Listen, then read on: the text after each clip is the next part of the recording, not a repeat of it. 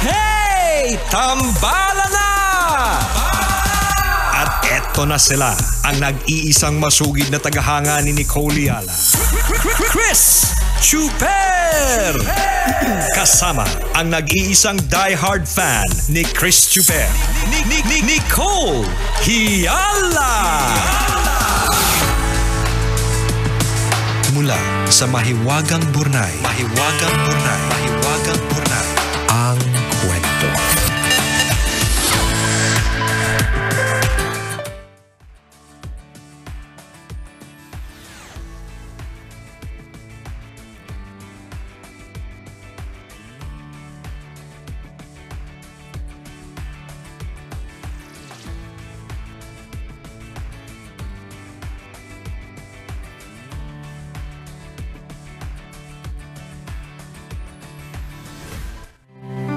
Dear Nicole and Chris, itago niyo na lang ako sa pangalang Rain, 33 years old at matagal ng tambalerina. Na-discover ko kayo last month sa Spotify and since then, nahook na ako sa kaabang-abang na mga kwento ng mga hiwagang Burnay at mga kwelang komento at payo ninyo. Tuloy kahit nasa public transpo, natatawa ko mag-isa habang nakikinig sa inyo. Di bali nang mapagkamalang baliw. Sumulat ako para ibahagi ang aking pangkaraniwang love story. Or hindi pangkaraniwang love story. At sana ay mag-iwan ng inspirasyon at aral sa mga listeners ninyo. Balbasarado at puno ng tattoo sa braso. Kaya sa unang tingin, aakalain mong straight ako. Pero kapag nagsalita na ako, alam mo nang hindi. Pandemic nang makilala ko si Christian sa isang dating app. Mestizo, macho at laking probinsya. Nasa exploring era kaming pareho kaya unang kita pa lang threesome agad. Ano ba to? Tanghali! Nakakaloka! Ito po talaga mahirap kapag ang kwento na may Wagang Burnay laging live. Ibig sabihin, lagi po siyang hindi binabasa beforehand. Oo. On the spot. On the spot, hindi namin na-filter. Basta tatlo magkasalo. Ganon. Ayan. Sorry na po. Ayaw namin ng mga ganyan pero yun ang kwento niya. At nasundan pa ito ng maraming beses. Minsan kami lang, minsan tatlo kami, minsan isang grupo. Oo, mapupusok kami. Young, wild, and free. Tinalo talaga namin si Dora the Explorer. Kay Christian ko naranasan lahat ng una. Hindi ko na po iisa-isahin. Name it, we have done it. Naging kami ni Christian noong June 2021. Dahil hindi pa kami sawang mag-explore, nagkasundo kami na magkaroon ng open relationship. Ibig sabihin, pwede pa kami makipag-date sa iba. First boyfriend ako ni Christian at first time ko naman magkaroon ng open relationship. Ang maganda sa setup namin, nakukuha namin sa iba yung hindi kayang ibigay ng isa't isa. Madami kaming nakikilalang bago na eventually nagiging friends namin. Never naging issue ang third party kasi nga, allowed yun.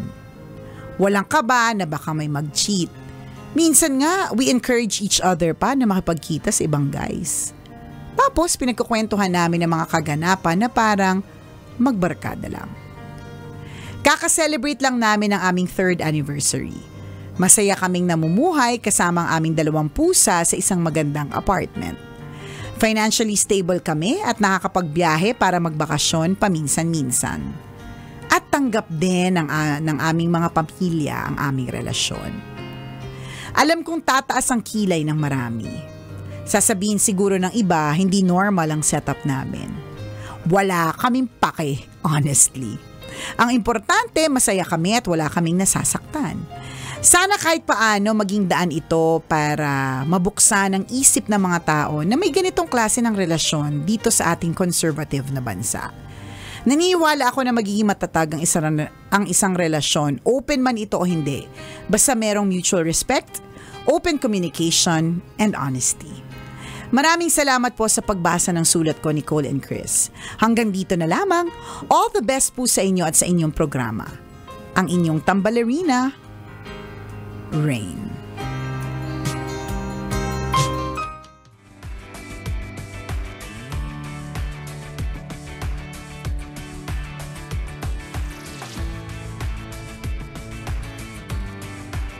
Hi, Rain! Tama ka, hindi pangkaraniwan.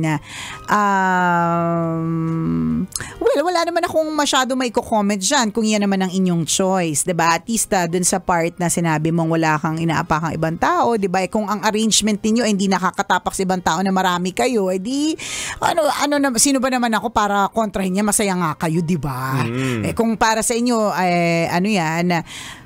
hindi man pangkaraniwan pero masaya, edi nagkukwento ko lang naman, di ba? Wala naman kaming opinion tungkol dito, di ba? Hindi ko naman humingin ng opinion. Correct, di ba? Hindi mo naman tinatanong kung tama ba ito, tapos tanggap pa ng pamilya ninyo, hindi mo naman kami kapamilya, di ba? Edi go lang kayo. Go. Kung saan ka masaya, go. Di ba? Pero kung syempre, kung titingnan nito sa aspeto ng mga iba na mas technical? Tama ba yung technical na word? Tungkol sa mga ano yung tama, ano yung norm, ganyan. Siyempre, yung story ninyo, hindi lang siya hindi pangkaraniwan. Hindi din siya dapat allowed. 'Di ba? So, yun. And yung ganitong klase ng setup is really not for all. So, kung diring-diri ka, iw na iw ka, ganyan, hindi syempre ikaw yung mga hindi gagawa. Pero dun sa mga iba na narinig ito, sabi nga nitong itong tambalanisa nating ito, sabi niya nga, may ganito pong ganap sa konserbatibo nating bansa. 'Di ba? Ako naniniwala naman ako, ang dami pong ganyan dito sa Pilipinas. Mga graduate pa lahat ng Catholic school. Alam mo 'yon? may mga ganyan po kasi talaga. 'Yon. So it's just also an eye opener na these types of relationships happen. Hindi ko sinasabing agree ako dito, 'di ba? Pero tama naman din si Bia sa sinabi niyang nangyayari talaga siya. Si Via. Ay, sino ba to? Si Rain. Si Rain na ba to? Gulong-gulo na ako sa mga pangalan. Ang hirap po. Maraming binabasang kwento araw-araw. Okay, game. Ayun, si Rain, sige kung masaya ka, pero yun nga baka lang i-consider mo din yung ibang perspective. 'Di ba? Yung perspective na yes, tama, I agree with what you said, na kung happy ka, gawin mo lang kasi that's man's ultimate goal in life, to be happy, 'di ba, while you are alive. Pero pag technical din, partner, hindi daw ultimate goal ang happiness eh. Yun on the other hand, yun yung sasabihin natin, 'di ba, na hindi porke masaya kang ginagawa ay tama. Hindi lahat ng masaya ay tama. 'Di ba? Yun yung gusto nating sabihin. And maybe you might consider that kind of perspective. Kasi minsan yun nga yes, we are young, wild and free, pero lahat po kasi ng actions natin may consequences. Diba? Mahirap din pag halimbawa magkaalaman, open sila sa mga ganyan. I don't think I may be wrong, 'di ba? Pero halimbawa, may makilala kong ganyan. Ang maiisip ko is, hindi sila seryoso towards relationships. At kung ako yung tipo na, ang POV ko, gusto ko ng seryosong relasyon, hindi ako makikisali sa kanila. Ganon. Parang ganon. Di ba? Pero again, that's your decision. Decision mo naman. Hindi mo naman hinihingi yung opinion namin. Pero I like nung sinabi ni partner na, pwede mo ring i-consider yung tama ba lahat ng mga actions na ito? Hindi pwede mong i-justify. Masaya kung well, that's my opinion. That's our opinion naman. 'Di ba, na hindi porke masaya natin ginagawa, lahat ito ay tama. 'Di ba? Yun nga ulitin lang natin, lahat ng ginagawa natin sa buhay na ito ay may consequences. 'Di ba? In whatever context. 'Di ba? Yung cause and effect, sa science, 'di ba, from a scientific POV. POV, may cause. So kung may cause, may effect. Sa philosophical context, may karma na tinatawag, 'di ba, sa biblical context, may fires of hell na may sabihin, may sins. May sin pwedeng sins na tinatawag, ganyan. Siyempre, tinatry na din namin maging mag-snowflakes, mag-sensitive dito. Kasi siyempre, may mga iba na talagang, totoo naman it happens, yung mga ganyang kanikwento mo. Sa akin, hindi siya nakakagulat because I know of people. Alam mo yun, may mga kakilala talaga kaming ganon, diba? Pero, yun lang. Merong hindi rin magandang consequences. Yun yung gusto naming sabihin. And totoo yun, from a biblical point of view, you will your seed will determine the harvest that you will receive. Parang iba yung naisip ko sa seed. Ang iyong punla, diba? Parang isa lang yung concept niya. Iba-iba ng context, pero isa yung meaning niya eh. Diba? Lahat may effect. Lahat may consequences ng ginagawa natin. And one of which, yung possibility na malagay sa alanganin yung health mo. Kasi that's very risky. If you're having multiple partners, and tanggap nyo namang dalawa yun, kaya lang risky yun. Diba? At diba sinabi niya nga, partner, nangyayari siya sa konserbatibong bansa na Pilipinas. Pero dahil doon, 'di ba, yung posibilidad ng sakit ay hindi imposible. Yes. 'Di ba? Yun yung gusto nating na medyo i-open din sa maraming tao, since this is a risky kind of move. Iwasan natin kasi at the end of the day, it's your body. It's giving value to your body, to your health. Ayaw naman natin, sige, nag-enjoy ka, masaya akong ginawa to.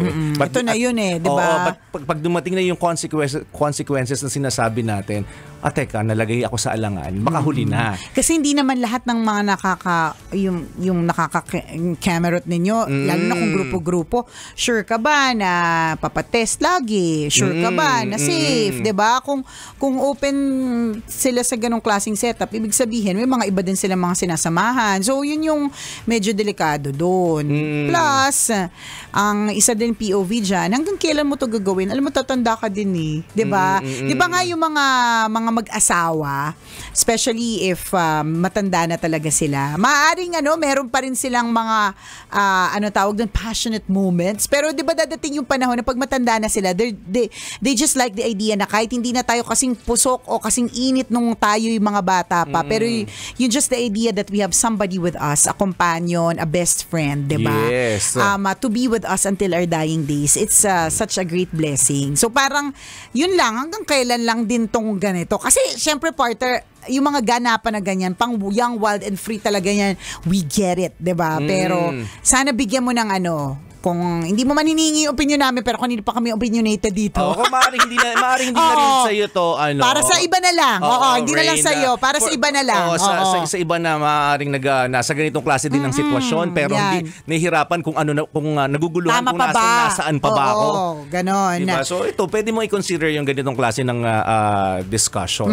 But again, if that's your decision, then sabi mo nga, wala ka naman pakialam. Correct, So maaaring wala ding impact sa itong mga sinasabi na. Baka mabawasan tayo ng tambalanista eh. Kasi baka sabihin mo, ay naku, parang hindi naman ako kinampihan or hindi na sila natuwa for me. Well, natuwa kami dun sa part na na accepted ng mga ng family.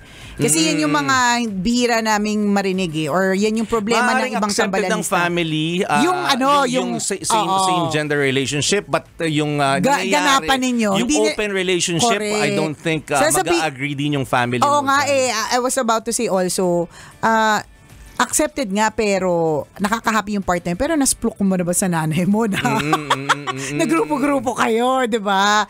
Parang ganon. Kung nasplok mo na at super ang open-minded yung nanay at tatay mo about it, ako dun ko nakikita, kasi ang dami nga nating mga stories na binabasa sa kwento na may wagang Bornay na ang problema nila is hindi accepted yung kanilang gender preference, mga ganon. So ikaw, dun lang ako na happy na part.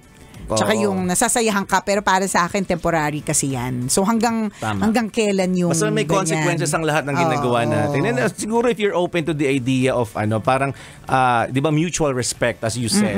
And honesty. Kasi parang naguguluhan ako sa walang tinatapakang tao, pero ang daming parties, di ba? Tapos naguguluhan ako sa part ng honesty, pero paano naging honest yun? Ayun. So, kung meron kung open ka doon sa idea na mutual respect, you should also be open to the idea of what we call self-respect.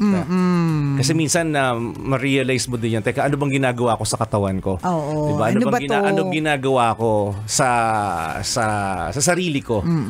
Diba? So, mga ganon, maybe you can consider those perspectives. Yeah. Hindi ba man hiningi yung opinion namin, pero binigay pa rin namin. Oo, you might. Oo, baka naman consider. Oo, baka naman yung, of course, everything happens for a reason, no? Baka naman with you writing this down and ang purpose mo talaga is just to share it, 'di ba, na yung open relationship na ito. Pero ang purpose pala talaga is for you to have a different POV about what you're currently doing. Hindi naman ang buhay di ba? Time, mindset, circumstances can happen at any time, at any given time. At saka learnings. Hindi naman maaaring ito yung paniniwala mo all your life, di ba? Pero merong makakapagsabi sa'yo na, ay, oo nga no. Ito na pala yun. Akala ko tama pa yung ginagawa ko. Hindi na pala. Ganon. Ayaw din naman namin buhatin yung sarili namin. Oo, kasi kami din mismo, talaga namang makasalanan din kami. Ang dami naman namin talagang bawas ligtas points sa langit. Sa totoo lang, every day of our lives, di ba? Pero we'd rather not have an open relationship, di ba? I mean, but that's our POV. But thank you, Rain, for sharing your story with us. At kung ikaw, Kabisyo, gusto mo rin ikwento ang kwento mo, di ba? Malay mo ma-feature sa ating Mahiwagang Burnay o kaya sa ating podcast, pwede mo kaming i-email. Send your stories at mahiwagangburnaystory@gmail.com. Malay mo, kwento mo na ang ating pag-uusapan sa mga susunod na araw. Kaya send mo na yan, Kabisyo. Muli ako po ang inyong kumikinang-ina na si Nicole Yala. At ako naman si Cambio King Chris Chuper. Na nagpapaalala, walang matatag na relasyon sa malanding determinasyon. Yun! Kailangan pa bang i-memorize yan? Love Radio Basic!